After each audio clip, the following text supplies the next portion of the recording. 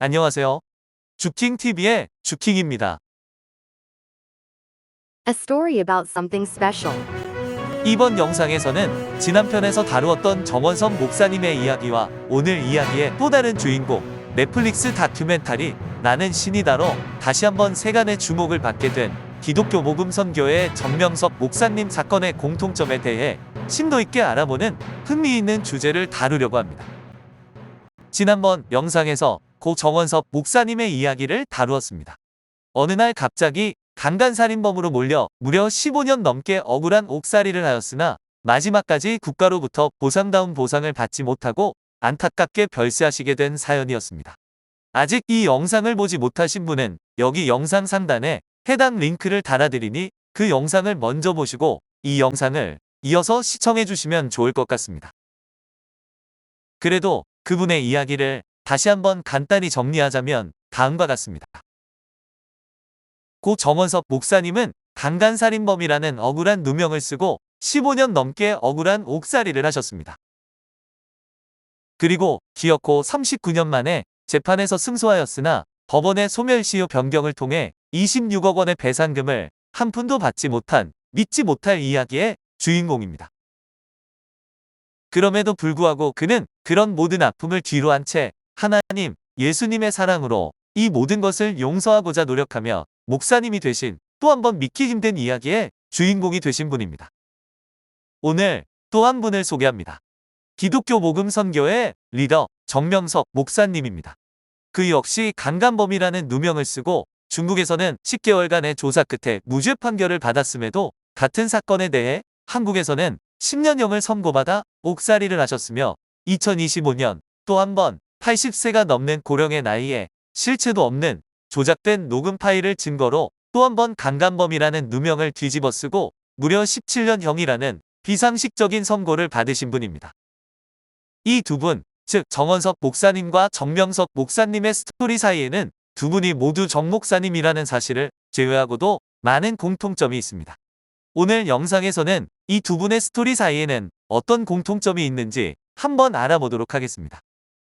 오늘 영상에서는 결론을 두 갈식으로 먼저 정리하고 좀 더 자세히 살펴보도록 하겠으니 끝까지 시청 부탁드립니다. 첫째, 당시 여론에 의해 대서특필되고 사회적 이슈가 되었습니다. 둘째, 수사 과정에 외압이 있었으며 경찰 혹은 검찰의 악의적인 조사가 진행되었습니다. 셋째, 피고인에게 불리한 조작된 증거는 받아들여지고 피고인에게 유리한 증거는 받아들여지지 않았습니다. 넷째, 거짓 증인들이 동원되었고 추후 양심 고백이 있었으나 이 양심 증언은 받아들여지지 않았습니다. 그럼 보다 자세히 하나씩 살펴보도록 하겠습니다. 두 사건의 공통점은 첫째, 당시 여론에 의해 대서특필되고 사회적 이슈가 되었다는 것입니다. 정원섭 목사님 사건의 발단이 된 것은 당시 강원도 춘천시 우둔동에서 관내 파출소장의 9살 딸이 성폭행을 당한 뒤 시신으로 발견된 사건입니다. 이 사건은 당시 파출소장 딸 강간살인 사건으로 신문과 방송에서 연일 대대적으로 보도되는 등 사회적 큰 이슈가 되었습니다. 정명섭 목사님 사건 역시 넷플릭스에서 나는 신이다라는 다큐멘터리로 공개되어 전 세계적으로 큰 이슈가 되었으며 이어서 엄청난 양의 보도와 후속 방송이 뒤따르며 사회적 이슈로 재생산되었습니다. 이 두 사건은 모두 이렇게 들끓는 여론으로 인해 재판의 형국은 이미 기울어진 운동장이 되어버려 공정성을 잃어버리고 한쪽으로 치우쳐 시작하게 되었습니다. 두 번째, 어쩌면 첫 번째 공통점에 이은 당연한 수순이었을 수도 있지만 수사 과정에 외압이 있었으며 검찰의 악의적인 조사가 진행되었습니다.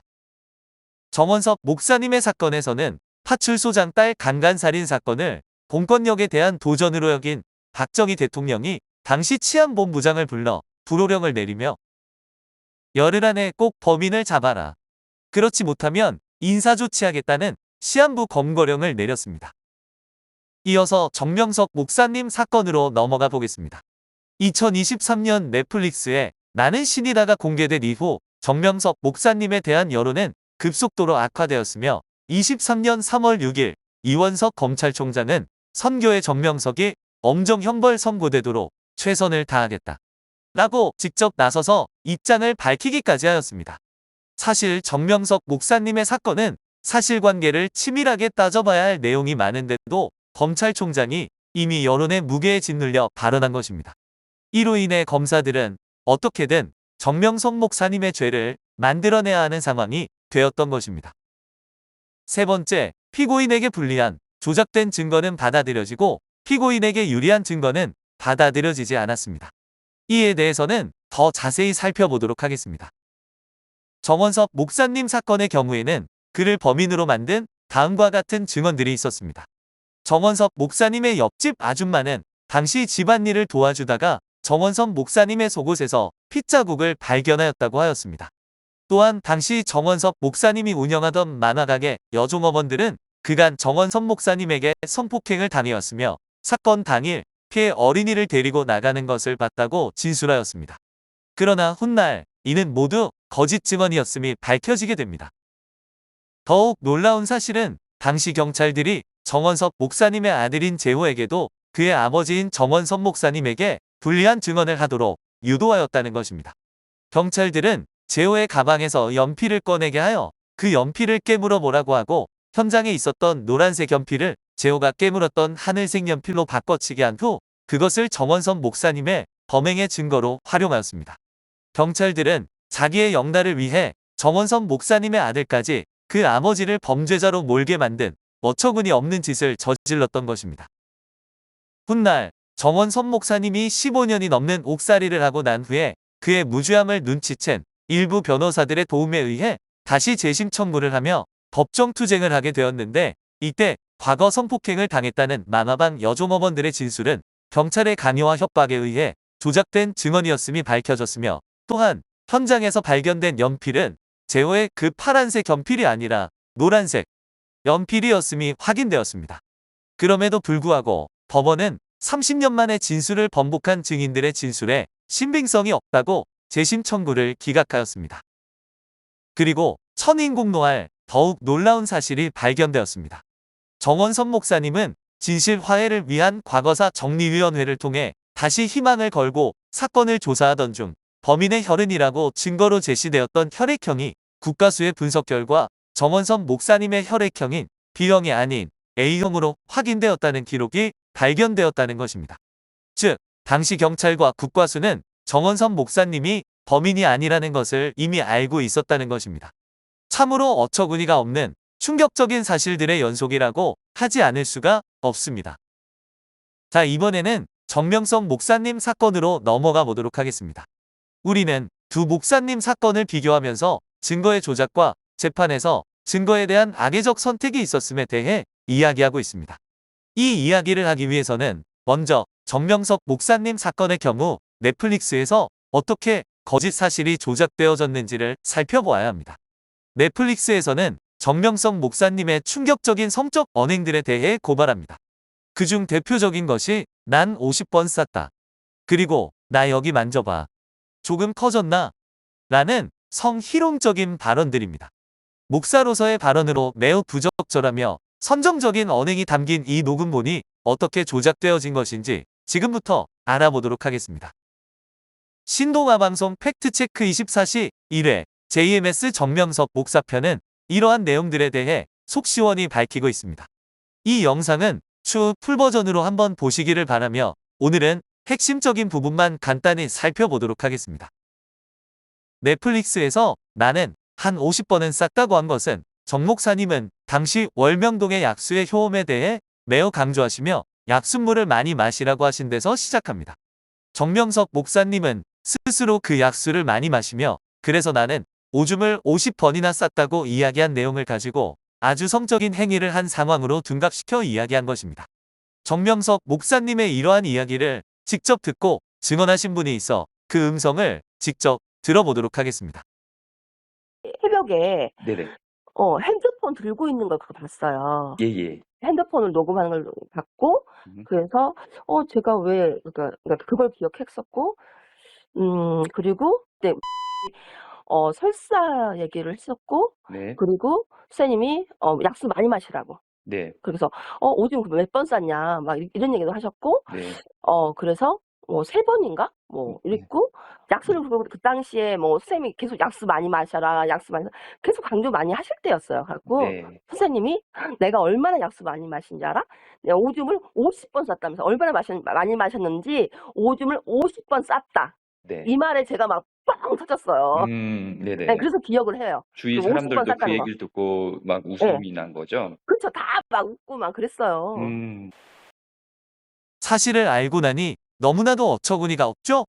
그래서 신동아 방송에서는 녹취 파일 속의 정명석 목사의 대화가 성피해 상황이 아닌 전혀 다른 상황에서 녹음된 음성을 모아 편집하였다. 라고 정확하게 사실관계를 정리하여 알려주고 있습니다. 두 번째입니다. 나 여기 또 만져봐. 조금 커졌나? 라는 아주 농밀하고 음란한 발언 내용입니다. 그러나 이 또한 사실을 알고 나면 너무 어처구니 없는 짜깁기 편집입니다. 이번에는 원본 음성을 먼저 들어보며 계속 이야기를 이어나가겠습니다.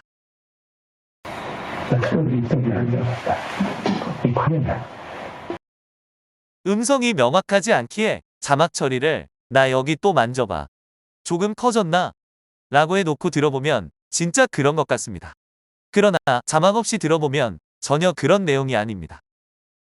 이 장면은 정명석 목사님이 약수터를 관리하시며 약수터 인근을 물로 청소하는 과정 가운데에서 녹음된 것으로, 정명석 목사님은 평소 약수터를 관리하실 때 약수물에 잎사귀가 들어가면 이 잎사귀가 썩어 물을 오염시키므로 약수터에 잎사귀가 들어갔는지를 늘 살피셨다고 합니다. 그날도 약수터 인근을 청소하다가 약수물에 불순물이 없음을 확인하고 약수터 잎사귀 한 장 없다 라고 한 것이며, 이때 물이 나오던 호수가 꼬여서 물이 나오지 않자 호수가 꼬였다고 하는 내용을 가지고 매우 기괴하게도 성적 대화로 둔갑시킨 것입니다. 너무나도 악의적으로 내용을 편집하여 누명을 씌운 것입니다. 이 다큐멘터리의 제목이 나는 신이다인데 이쯤 되면 이 방송의 제목을 나는 짜깁기의 신이다 라는 의미로 받아들여야 할 것 같습니다. 전 세계인을 대상으로 대담하게도 이런 사기극을 벌인 것입니다. 이것이 언론과 방송의 무서움입니다. 방송은 기획자 혹은 편집자의 의도대로만 사실들을 편집 왜곡하고 거짓도 진실이냥 왜곡시킵니다. 과거에도 정 목사님에 대한 방송에 이런 기가 막힌 짜깁기 사례가 있었습니다.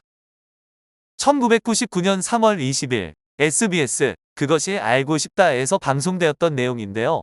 여기서는 정명석 목사님의 11조에 대한 설교를 교묘하게 자막을 달아 왜곡시킵니다. 원본은 정명석 목사님이 생명의 11조를 이야기하시며 오늘 설교 듣고 또 열애 하나 전도하라고 한 부분을 자막을 교묘하게 조작하고 불필요한 음성을 임의로 삽입해 오늘 설교 듣고 또 여자 하나 전도해 라고 듣게 하여 내용을 탈바꿈시킵니다. 알고 보면 참으로 어이없는 왜곡이요 조잡한 조작 방송이었지만, 이러한 방송을 접한 시청자들은 당시 이 방송에 쇠뇌되어 정명석 목사님과 그의 단체에 대해 엄청난 반감과 적개심을 품었을 것입니다. 이러한 여론몰이 방송으로 인해 정명석 목사님과 그를 따르는 단체인 JMS에 대한 악의적인 여론은 극에 달하게 되고, 이러한 여론은 결국 법정에도 영향을 미치게 됩니다. 결국 판사들조차 이런 악의적인 방송의 영향을 받아 사실을 치밀하게 따져보기도 전에 예단을 하게 되고, 원본이 없어져 증거 능력이 없는 조작된 음성 파일을 증거로 채택하게 됩니다. 25년에 최종 선고된 17년형은 이렇게 편집, 짜깁기 된 파일이 증거로 인정된 것에서 결론 지어진 것이기에 이는 근본부터 잘못된 재판이라고 이야기하지 않을 수 없습니다. 제 유튜브 채널에 이미 공개한 영상이지만 이런 잘못된 증거 채택에 있어 문제를 제기한 주간현대의 기사를 일부만 다시 한번 소개해 보도록 하겠습니다. 풀 영상은 오른쪽 상단 링크로 들어가 보시면 됩니다. 고소인 MC가 녹음한 휴대폰을 팔아버려 원본이 없는 가운데 원본으로 간주되던 아이클라우드 파일에 검찰은 수사관의 실수로 아이클라우드에 보관 중이던 MC의 녹음 파일이 삭제됐다. 보관 중인 증거 CD가 손상돼서 복구했다. 고 하는 등 석연치 않은 모습을 보였던 가운데 이번 수사관의 증언으로 부실한 증거물 관리에 대한 지적과 과연 실수로 녹음 파일이 삭제된 것인지에 대한 의혹을 받고 있다. 지난 4월 3일 고소인 M씨의 증인신문 시 아이클라우드에 접속해 녹취 파일을 다운받는 과정을 시연하기로 했으나 검찰은 당일 아침에 아이클라우드에 있던 파일이 수사관 실수로 삭제돼 계정 접속 및 수사기관 제출 경위 등을 법정에서 재연하지 못했다고 밝힌 바 있다. 4차 공판 시 비공개로 진행된 녹취 파일 심리에서 정씨 변호인단은 아이클라우드에 저장된 파일이 삭제되려면 3번의 클릭을 해야 하고 실수로 삭제됐더라도 휴지통에서 1개월 이내에 복구 가능하다며 검찰 주장의 허구성을 지적했다. 지금까지의 이야기의 핵심은 넷플릭스의 악의적인 방향으로 사회적 여론이 악화돼 재판은 이미 기울어진 운동장에서 시작되어 결국 마녀사냥식의 매우 편파적인 수사와 재판이 진행되었다는 것입니다. 그리고 앞으로 이어지는 이야기는 고소인의 말이 거짓이라는 여러 가지 증거가 있었음에도 불구하고 검찰은 이에 대해 눈을 가리고 인정하지 않았다는 것입니다. 이 부분에 대해서는 몇몇 언론들의 기사들을 인용하여 살펴보도록 하겠습니다. 정경시사 포커스 2023년 4월 5 기사에서 일부 발췌한 내용입니다. 넷플릭스 나는 신이다. JMS 편은 정 목사를 이성 문제가 있는 지도자로 음해하기 위해 여성의 신음소리 등을 추가하고 임의로 편집하고 왜곡해 허위로 꿰맞추어 조작했다는 사실이 속속 드러나고 있다. 이런 가운데 3화 뒷부분에 나온 A양의 자해 사진도 성폭행을 당했다고 하는 시기에 찍은 것이 아니라는 것이 밝혀졌다. A양은 나는 신이다에서 정 목사에게 성폭행을 당한 뒤에 심적인 고통을 못 이겨서 자해를 했다고 주장한다. 기자가 사실 확인을 해보니 이 사진은 2017년 10월에서 11월 사이에 갑자기 자해를 한 후 지인에게 이유 없이 보낸 것으로 A양이 고소장에서 성폭행을 당한 시점을 2018년 2월 이후로 주장하고 있어 이는 허위라는 것을 알 수 있다. 이번에는 2024년 10월 여성시대의 기사인데요. 녹음 파일의 진위 여부는 이 재판의 매우 중요한 쟁점이었습니다. 그래서 2차 재판에서는 녹음 파일을 전문가들에게 맡겨 조작 및 짜집기 흔적이 있는지 디지털 포렌식 검증을 진행하였습니다. 이런 과정 가운데 이 파일이 조작된 파일이라는 사실이 여러 루트를 통해 증명되었는데요. 그 중에서도 대표적인 예가 바로 국내 소리규명연구소 배명진 교수의 검증 결과와 증언입니다. 해당 기사를 읽어드리도록 하겠습니다. 국내 소리규명연구소 배교수팀 8월 22일 항소심 6차 공판서 4차례 감정 결과 홍콩 국적 고소인 M씨가 제출한 녹음 파일 제3자 목소리에 수십 군데 조작 흔적 발견했다고 증언. 마우스 클릭 소리도 추가 발견. 휴대전화 틀어놓고 컴퓨터에서 재녹음할 때 같이 녹음된 듯. 97분 녹음 파일 편집 조작 사실로 드러나. 미국 USA 포렌식 연구소도 허위 조작 인정. 배명진 교수는 8월 22일 속행된 정명석 목사 항소심 6차 공판에서 녹음 파일의 여러 특징을 볼 때 전반적으로 편집 조작됐다고 증언했다. 여성시대의 기사가 계속 이어집니다. 정 목사 측은 미국의 공신력 있는 USA 포렌식 연구소에도 포렌식을 의뢰했다. 노르버트 브라이언 노이마이스터 연구소장은 포렌식 결과 보고서에서 편집, 조작의 근거로 녹음 파일에 기술적 불규칙성이 존재하므로 원본 파일이 아니며 배경 소음의 연속성이 없다는 사실은 이례적이라고 지적했다.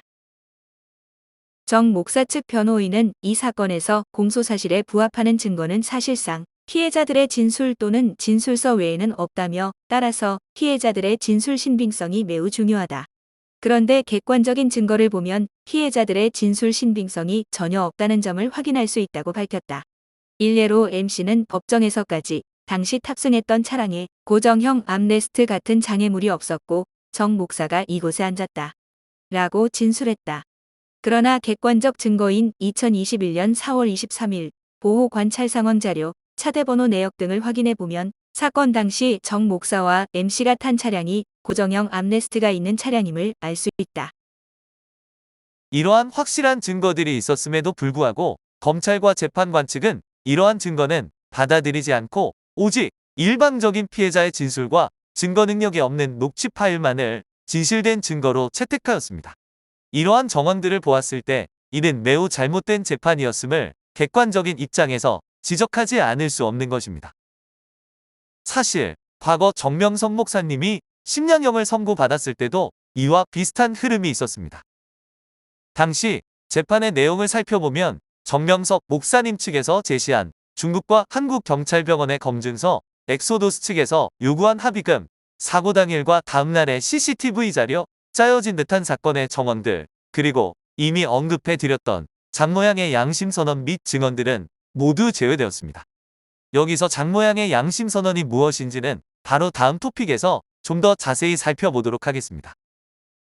반면 원고 측이 제시한 기준에 부합하지 않는 의사소견서, 사이비종교라는 주장, 인터넷상에 검증되지 않은 이야기들, 피해자들의 증언들만이 증거로 채택되었습니다. 결국 판결은 여론에 밀려 피고 측의 모든 증거물들은 제외되었고 뚜렷한 증거가 없다는 이유로 법관의 자유심증에 의한 10년형이 내려졌던 것입니다. 이런 사실들을 보았을 때 가장 공정성이 요구되는 재판에서조차 이미 결과를 정해놓은 채 재판은 단지 요식행위에 불과했던 것이었습니다.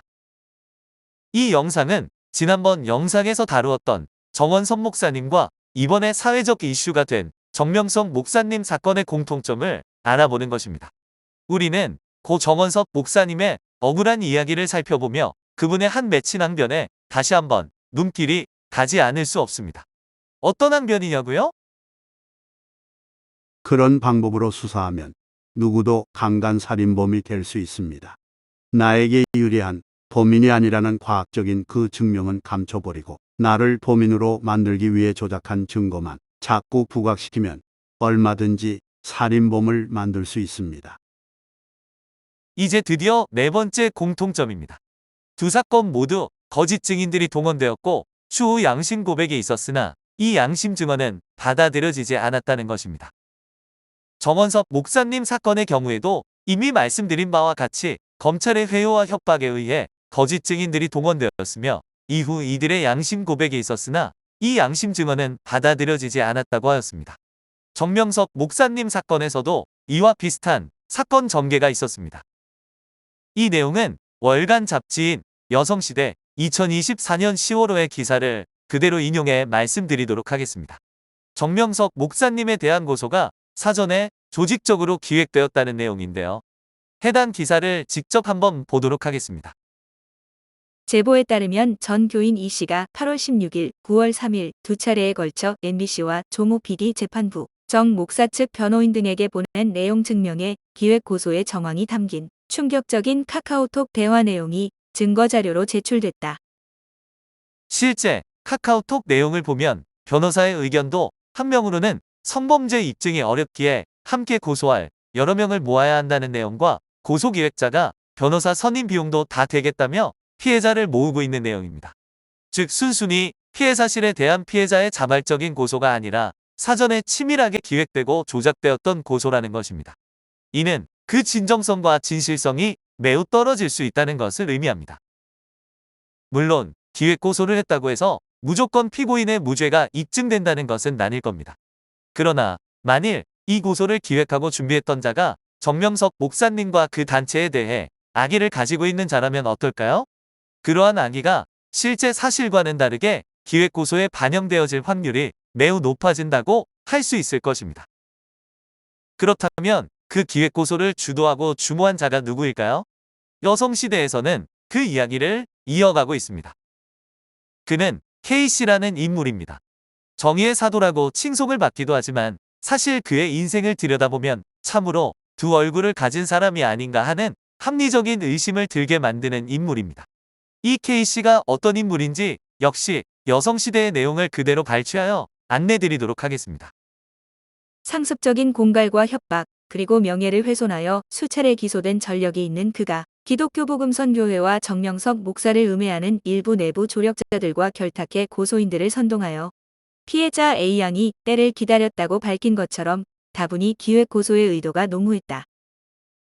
K씨는 기독교 복음선교회 탈퇴자 커뮤니티에서도 피해자들을 모집한다고 공지하고 끊임없이 사전 모의하며 금전적 소송까지도 부추긴 것으로 밝혀졌다. 이들은 법적 고소뿐만 아니라 영상물을 기획하고 직접 출연까지 하며 각종 언론 플레이를 통해 자극적으로 선교회에 대한 혐오를 증폭시키는 데에도 힘을 보탠 것으로 보인다. 이번에는 정경 시사 포커스 2023년 4월 5 기사도 한번 살펴보겠습니다. 2006년 4월 18일 JMS 안티 사이트 엑소더스를 운영하던 K씨는 피해를 주장하는 4명의 여성들을 내세워 기자회견을 열었다. 별다른 이상과 성폭행 흔적을 찾아볼 수 없다로 마무리된 사건이었다. 이때 그는 합의를 목적으로 선교회에 20억을 요구했다. 그 당시 법정에서 K씨를 만났던 선교회 관계자의 진술은 이런 정황이 사실임을 확인하게 해준다. K씨가 너희가 아무리 애를 써도 정명석은 절대로 한국에 못 올 것이다. 검사 중에 JMS라고 하면 이를 가는 자들이 있다. 부장 검사급만 3사람이나 된다. 나에게 합의금 20억을 주면 피해자들과 함께 고소한 것을 취하하겠다고 말했다고 진술한 것이다. 합의금 20억 없이는 절대 안 된다. 너희 목사 중에 나 빼고 여자들에게 전화를 해서 만나려고 했거든. 나 몰래 만나서 합의를 하려고 했는데 나한테 딱 걸려서 방에 놔버렸지. 미친놈. 절대 나 빼고 여자들 못 만난다. 그리고 인연들도 미치인연이다. 나 K를 빼고 합의를 받아들여? 나 몰래는 절대 어느 누구도 합의할 수 없다고 한 내용이다. K씨가 직접 선교회에 전화로 협박하며 20억을 요구하는 전화 녹취가 증거로 남아있다. 이어지는 기사입니다. K씨는 1999년 11월 15일에 정명석 목사님을 음해하고 추문을 실어 불명예를 입히고 깊은 상처를 드린 점에 깊은 반성을 한다. 는 내용의 반성문을 작성하고 인증까지 해서 선교회에 제출한다. 2005년 3월 17일, 7월 21일, 8월 10일에는 정 목사에게 자필로 사과 편지까지 보낸다. 자필 편지에는 인감 날인이 되어 있고 인감 증명서와 자신의 사진이 첨부되어 있다. 이에 대해 정 목사는 2005년 8월 3일 K씨에게 보내는 답장에서 2번 편지 받고 정말 반갑고 마음 감동되어 편지 쓰게 되었다. 사랑하는 애인도 싸우면 원수가 되는데 예수님 말씀대로 싸우면 누구든지 원수 되고 마음 괴로운 것이고 피차 마음 괴롭고 해만 되는 것이다. 라며 6년 동안 나의 근심과 갖은 고통이 되었으며 그의 받음은 세상까지 미쳤는데 또 내가 생각해보니 나는 나쁜 자가 아니라고 말까지 해놓고 돈을 요구한다면 내 생각이 또 깊기만 하다. 라고 밝히고 있다. 이번에는 아까 소개시켜드렸던 월간 잡지 여성시대 2024년 4월 5를 보겠습니다. 기사 중간 헤드라인에 해당하는 문구입니다. 정 목사, 징역 10년형에 가려진 진실. 중국에서 혹독한 조사받은 후 무죄 판결. K씨 주도로 고소인들 합숙 훈련까지. 고소인 장모양 허위로 고소했다. 양심 선언. 여기서 충격적인 이야기가 나오는데 중국에서 정명석 목사님을 고소했던 장모양이라는 사람이 사실은 자기가 한 고소가 허위였다는 양심 선언을 했다는 것입니다. 너무나도 충격적인 이야기이죠? 이에 대한 보다 자세한 내용은 가잼 카드 뉴스라는 곳에서 일러스트와 함께 구성한 내용을 소개하는 것으로 좀 더 자세히 살펴보도록 하겠습니다. 성폭행 피해를 보았다며 법정 고소를 함께 진행해왔던 장 모양이 허위 고소를 했다는 양심 선언을 하고 고소를 취하했습니다. 허위 고소라면 무고죄로 처벌받을 수 있습니다. 처벌을 받아도 좋습니다. 증인의 말이 사실이라면 피고인 정명석은 억울하게 구속이 된 것인데 그런가요? 예. 그래서 증인은 죄송한 마음뿐입니다. 증인의 사진이 맞지요? 예. 그러나 제가 원해서 찍은 사진도 아니고 사진의 상처도 그 일로 다친 상처가 아닙니다. 그러면 왜 다쳤는가요? 중국에 가기 전 태권도부에서 운동하고 덤블링 연습을 하는 과정에서 다친 것입니다. 장 모양은 고소 사건이 기자회견, 재판 준비 합숙 훈련 등 엑소더스 주도하에 계획되었다는 것을 밝혔습니다. 증인이 김 모양과 함께 병원에 입원해 있을 당시 김 씨가 병원을 방문해서 만난 적이 있는가요? 병원 1층에 찾아왔었습니다. 김 모양이 연락했던 것 같습니다. 그 사람들이 찾아와서 무슨 말을 하던가요? 내용은 잘 기억나지 않는데 기자회견을 할 예정이라고 이야기했던 것 같습니다. 증인은 김 모양과 함께 아무개동 고시원에서 합숙한 사실이 있는가요? 예, 그때 고시원 방세와 식사비는 누가 부담하였나요? 엑소더스에서 냈습니다. 이렇게 정명석 목사님에 대한 그들의 고소 사건에는 기획되고 거짓으로 모의된 정황들이 너무나도 많습니다. 이러한 충격적인 사실들은 정원섭 목사님의 사건과 매우 비슷한 모습이라고 할 수 있습니다. 자, 그렇다면 지금까지 정원섭 목사님과 정명석 목사님 사건의 공통점을 다시 한번 간략히 정리해 보도록 하겠습니다.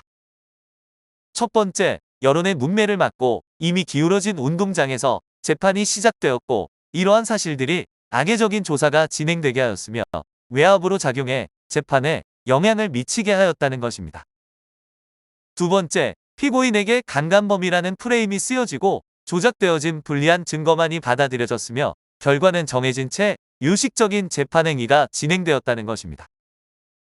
그리고 마지막으로 세 번째는 조작되고 기획된 증언이 받아들여졌으며 이에 반한 양심 고백 증언은 받아들여지지 않았다는 것입니다.